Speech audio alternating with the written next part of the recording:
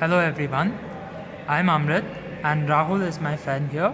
We will be explaining the operation of a 3-phase 6-pulse bridge rectifier to you, the basic layout of the circuit as well as the variations of the voltages will be explained to you by Rahul now.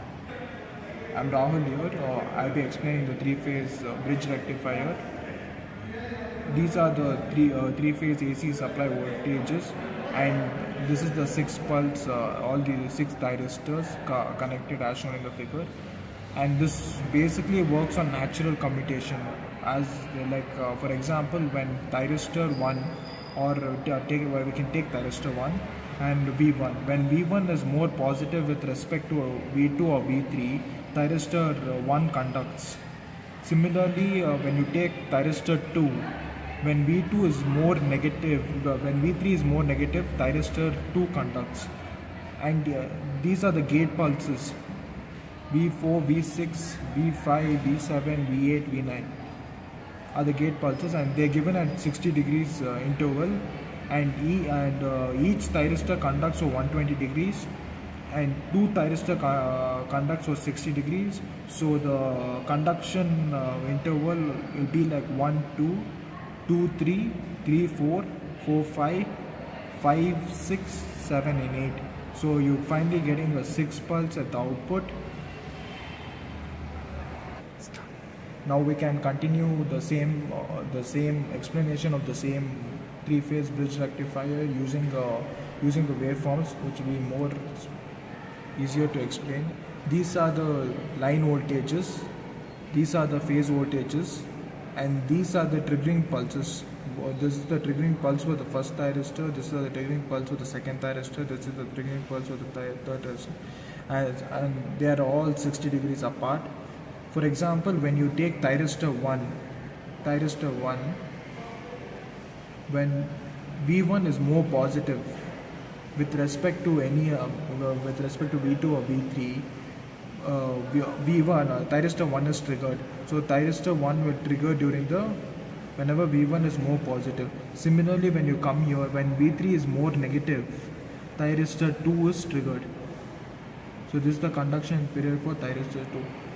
This is the place where whenever V3 is more negative, going more positive,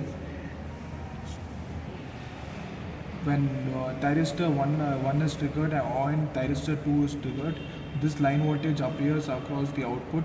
Similarly, when 3 and 4 are triggered, this line voltage appears across. Similarly, when 4 and 5 is triggered, this output voltage appears across the output.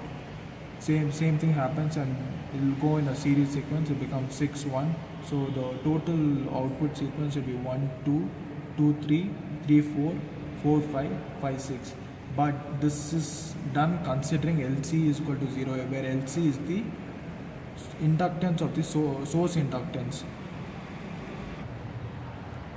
So much for the line voltages, phase voltages and commutation. Let us now see the output directly. As you can see in the figure, the output voltage appears at this point. In the graph which is shown now, this is the direct output voltage. So in this voltage, as you can see, this voltage is contributed by various pairs of thyristors at different intervals of time. This is the 0 level mark, and from the 0 level mark, this is your first ignition of the first thyristor. As the time progresses, the voltage increases and decreases. It reaches a minimum, but it never touches 0. It does not touch 0 because we have provided a finite ignition angle which is greater than 0 degrees and less than 90 degrees. As the time progresses, it repeats the same pattern, and therefore you have a non-constant varying direct voltage available at the output of the rectifier. So as in the figure, as we can see, if we increase the number of thyristors, the number of pulses here will be increased. Thus, we may conclude by saying that the 6-pulse bridge rectifier is the most efficient rectifier circuit available because the variation of the output current with time is minimized and the effective value is maximum. Thank you.